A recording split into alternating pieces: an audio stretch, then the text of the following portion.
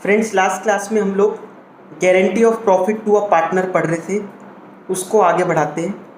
आप लोग अपनी बुक के पेज नंबर 2.92 के क्वेश्चन नंबर 88 को देखो। पढ़ना स्टार्ट करते हैं। अंकुर, भावना एंड दिशा, या फिर हम कह सकते हैं A, B and D are partners in a firm on 1st April 2019. The balances in their capital accounts stood at rupees 14 lakh, rupees 6 lakh and rupees 4 lakh respectively. तीनों की कैपिटल गिवन है। They shared profits in the proportion of 7:3:2 respectively. Partners are entitled to interest on capital at the rate of 6% per annum. Partners को एक तो interest on capital मिलेगा 6% per annum, and salary to be at the rate of 50,000 per annum. Salary है B की कितनी, 50,000 रुपये पर annum, and commission of 3,000 per month to D as per the provisions of the partnership deed. ये सारी चीज़ें देनी है, interest on capital, salary, commission. 20 share of profit, language को ध्यान से पढ़ना। 20 share of profit excluding interest on capital is guaranteed at not less than 1,70,000। मतलब ये कह रहा है बी का जो प्रॉफिट में शेयर है इंटरेस्ट ऑन कैपिटल हटाकर, तो वैसे भी तो हम इंटरेस्ट ऑन कैपिटल थोड़ी ना साथ में मिलाकर देखेंगे। हम तो जब ये खुद ही कह रहा है 20 शेयर ऑफ प्रॉफिट, तो हम तो सिर्फ प्रॉफिट ही देखेंगे। जो डिविजिबल प्रॉफिट लास्ट में बच रहा होगा वो कम से कम कितना मिलना चाहिए बी को, 1,70,000 रुपये। तो एक्सक्लूडिंग मतलब उसको इग्नोर करना है, हम वैसे भी इग्नोर ही करते, ये ना भी दे रखा होता तो भी। D share of profit including interest on capital but excluding commission is guaranteed at not less than 1,50,000 per annum. अब ये इंपॉर्टेंट है। D share of profit, D को क्या गारंटी दी गई, D share of profit including interest on capital. एक तो profit में शेयर मतलब डिविजिबल प्रॉफिट, प्लस उसको जो इंटरेस्ट ऑन कैपिटल मिल रहा है वो दोनों, बट एक्सक्लूडिंग कमीशन। कह रहे कमीशन नहीं देखनी इसमें, ठीक है, हम इन दोनों को देखेंगे बस। इन दोनों को मिला के is guaranteed to be not less than 1.5 lakh रुपये। ये दोनों मिला के कम से कम कितने मिलने चाहिए उसको, 1,50,000। ये लाइन लिखी है इस वजह से हम इंटरेस्ट ऑन कैपिटल मिला रहे हैं कि इंक्लूडिंग, वरना हम हमेशा क्या देखते हैं, सिर्फ डिविजिबल प्रॉफिट। हेडिंग का नाम ही ये था टॉपिक का, गारंटी ऑफ प्रॉफिट, तो हम तो सिर्फ प्रॉफिट देखेंगे, बट इसने कहा नहीं इंक्लूडिंग इंटरेस्ट ऑन कैपिटल, तो वो भी देख लेंगे इसमें। लेकिन इन दोनों को गारंटी दे कौन रहा है, तो फुल स्टॉप के बाद लिखा any deficiency arising on that account shall be met by A, वो ए मीट करेगा। The profit of the firm for the year ended 31st March 2020 amounted to ₹9,50,000। Prepare P&L appropriation account for the year ended 31st March 2020। बनाना शुरू करते हैं इसको। देखिए P&L appropriation account में सबसे पहले तो हम लोग लिखेंगे बाय नेट प्रॉफिट, कितना दे रखा है, 9,50,000। अब एक एक करके चीज़ें देते हैं जो देनी थी। इंटरेस्ट ऑन कैपिटल देना था हम लोगों को, कितना परसेंट है, 6%। 14 लाख का 6% दिया 84,000। बी को 6 लाख का 6% दिया 36,000। डी की कैपिटल थी 4 लाख, उसका 6% दिया 24,000। तो 84, 36, 24, इन तीनों का टोटल आ रहा है 1,44,000। नेक्स्ट बी को सैलरी देनी है 50,000 पर एनम की, तो टू सैलरी ब्रैकेट में बी लिख देंगे। कितनी सैलरी दी, 50,000 की। Next commission of 3,000 per month to D, D को कमीशन देनी है कितनी, 3,000 पर मंथ, तो कितनी बन गई, 36,000। तो टू कमीशन ब्रैकेट में डी 36,000। ये सारी चीज़ें दे दी। अब डिविजिबल प्रॉफिट निकाल लेते हैं, कितना आ रहा है। पहले तो डिविजिबल प्रॉफिट को बांट देंगे उनकी PSR में, गारंटी तो वैसे भी बाद में ही देखी जाती है, तो उसको PSR आ रही है इनकी 7:3:2। उस PSR के हिसाब से जब बांटेंगे, और एक एक लाइन छोड़कर बांटना, ए को मिल रहे हैं 4,20,000, बी को मिल रहे हैं 1,80,000, डी को मिल रहे हैं 1,20,000। ये 7,20,000 आ रहा था रिमेनिंग प्रॉफिट, डिविजिबल प्रॉफिट, वो हमने बांटा 4 20 1 80 और 1,20,000। अब दोनों की गारंटी चेक करते हैं। 20 शेयर ऑफ प्रॉफिट इंटरेस्ट हटाकर, तो हम इंटरेस्ट हटाकर ही देखते हैं, is guarantee to be not less than 1,70,000 रुपये। बी को कम से कम 1,70 का डिविजिबल प्रॉफिट मिलना चाहिए। बी को तो देखना, चेक करो आप कितना मिल रहा है, 180, गारंटी से ज़्यादा ही मिल रहा है, तो कोई डेफिशिएंसी बी के केस में तो आई ही नहीं। अब डी का चेक करते हैं। डी में कह रहा है D share of profit including interest is guaranteed to be not less than 1,50,000। दोनों मिला के कम से कम 1.5 लाख रुपए होने चाहिए। चेक करते हैं, डी को इंटरेस्ट ऑन कैपिटल कितना मिल रहा है, 24,000। डिविजिबल प्रॉफिट देखो नीचे कितना मिल रहा है, 1,20,000। 1,20 प्लस 24 1,44,000 हुए ये तो, और गारंटी कितने की थी, 1,50,000 की। आ गई डेफिशिएंसी 6,000 की, ऐड कर देंगे प्लस 6,000, किस में से माइनस कर देंगे, गारंटी दी थी ए ने, ए के डिविजिबल प्रॉफिट में से इसको माइनस कर देंगे। तो ए का रिमेनिंग प्रॉफिट बच गया 4,14,000, बी का बच गया 1,80,000, डी का आ रहा है 1,26,000। आ गया समझ में। नेक्स्ट क्वेश्चन देखो आप, ये तो सब P&L एप्रोप्रिएशन अकाउंट बनाने के थे क्वेश्चंस। अब एक क्वेश्चन देखते हैं जर्नल एंट्रीज का। क्वेश्चन नंबर 86 देखिए, PQR entered into partnership on 1st April 2015 to share profits and losses in the ratio of 12:8:5. It was provided that in no case our share of profit be less than 30,000 per annum. किसी भी हालत में R का जो profit का share है वो 30,000 रुपये पर एनम से कम नहीं होना चाहिए। 1 अप्रैल 15 को ही पार्टनरशिप कर ली थी इन्होंने। The profits and losses for the year ended 31 मार्च वर 2018 का प्रॉफिट हुआ था 1,20,000, 2019 का प्रॉफिट हुआ था 1,80,000, 2020 में प्रॉफिट की जगह लॉस आ गया कितने का, वो भी 1,20,000 का। जर्नल एंट्रीज पास करनी है बुक्स में। देखो जर्नल एंट्रीज अगर हमें पास करनी है तो सीधी बात क्या है, सबसे पहले तो जो प्रॉफिट एंड लॉस में नेट प्रॉफिट निकल के आया वो कहाँ ट्रांसफ़र होता है, P&L एप्रोप्रिएशन में। तो एक तो उसकी एंट्री पास होगी, ट्रांसफ़र एंट्री। दूसरा प्रॉफिट कंपनी मतलब फर्म, तो जो पार्टनरशिप फर्म है वो तो PSR में बांट देती है, जो भी PSR होगी उसके हिसाब से फर्म तो बांट देगी। फिर गारंटी देख ली जाएगी, किसी के कम पड़ रहा है, जिसको देना है उसकी कैपिटल से काट लो, जिसको मिलना है उसकी कैपिटल में बढ़ा दो। ठीक है, फॉर इंस्टेंस आप पहला देखो 2018 31 मार्च को सबसे पहले जो 1,20,000 का प्रॉफिट हुआ था उसको ट्रांसफ़र एंट्री करी, P&L account debit to P&L appropriation account. अब ये डेबिट और क्रेडिट क्यों हुआ, आप इतने बार P&L एप्रोप्रिएशन अकाउंट बनाया है, हर बार हमने बाय नेट प्रॉफिट लिखा है क्रेडिट में। इसका मतलब P&L एप्रोप्रिएशन में जब प्रॉफिट पहुंचता है तो वो क्रेडिट होता है। यहाँ पर P&L एप्रोप्रिएशन को मैंने क्रेडिट कर दिया। इसके बाद इस प्रॉफिट को हम PSR में बांट देते हैं, जो कि क्या है, PSR इनकी दे रखी है 12:8:5, उसमें बांट दीजिए। P&L appropriation account debit to P's capital, Q's capital, R's capital. ये आ गया 57,600, 38,400 और 24,000। बांट दिया ये तीनों में। अब चेक कर लेते हैं, डेफिशिएंसी तो नहीं आ रही। आर को गारंटी थी कि कम से कम उसको 30,000 रुपये मिलेगा। अच्छा, ये गारंटी दी किसने, क्वेश्चन साइलेंट है, पूरी फर्म ने दी है। फर्म मतलब P और Q दोनों ने मिलके दी है। किस रेशियो में दी होगी, अपनी PSR में, क्योंकि गारंटी की कोई रेशियो क्वेश्चन में नहीं दे रखी।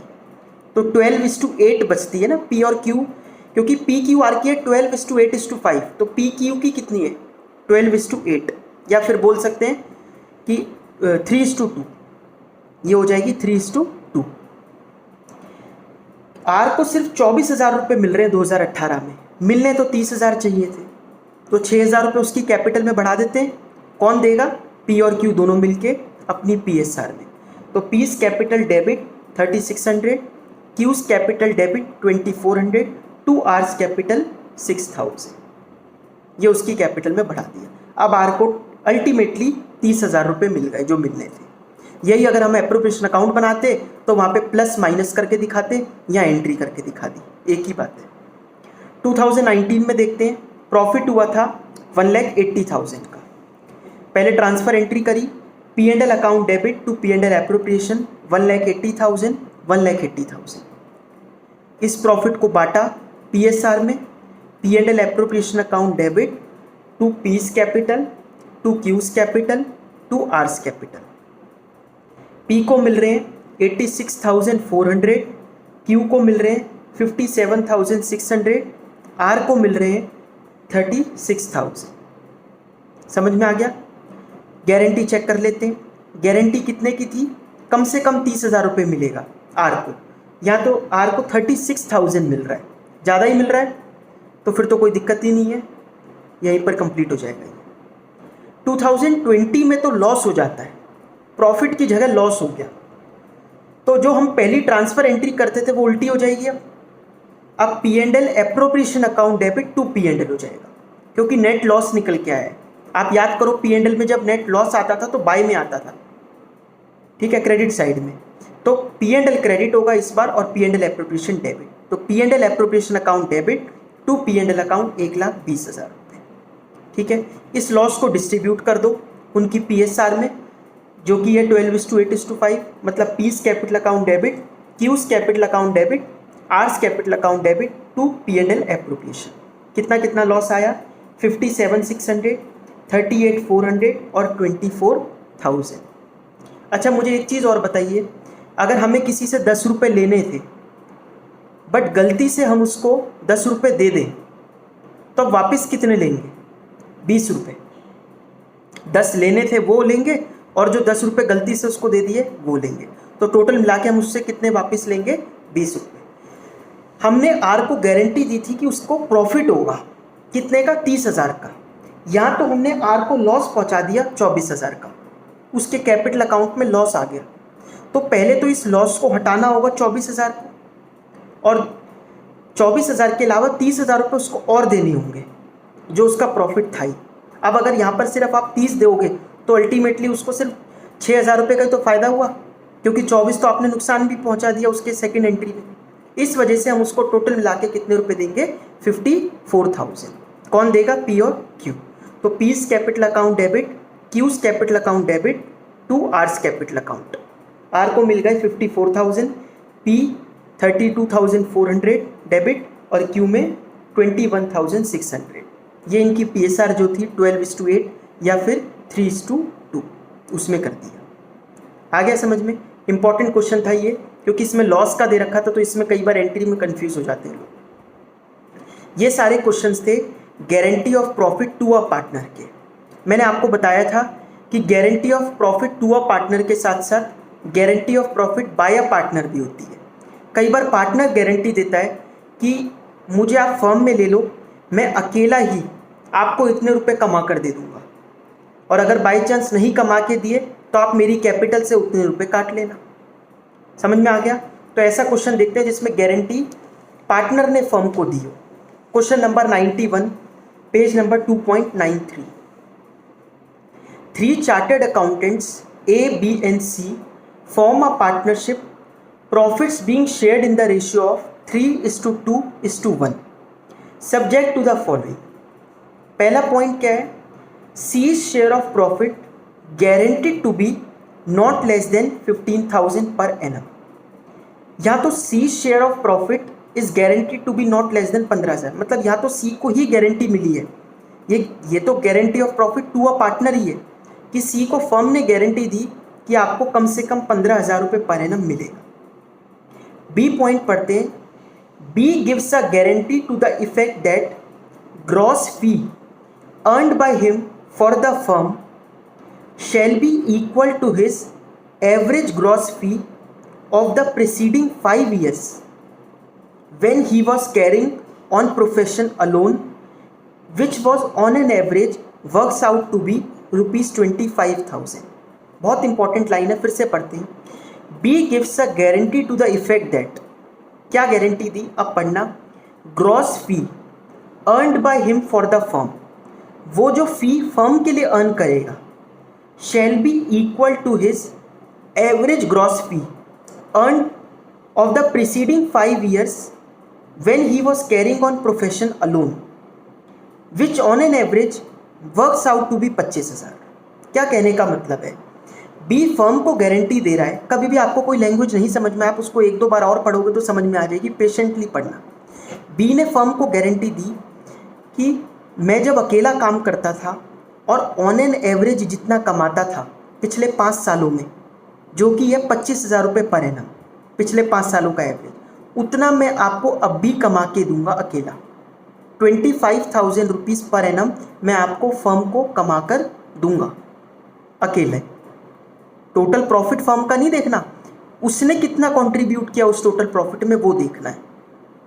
और ये गारंटी दी है, बाय चांस अगर कम हो जाएगा तो हम उसकी कैपिटल से काट लेंगे।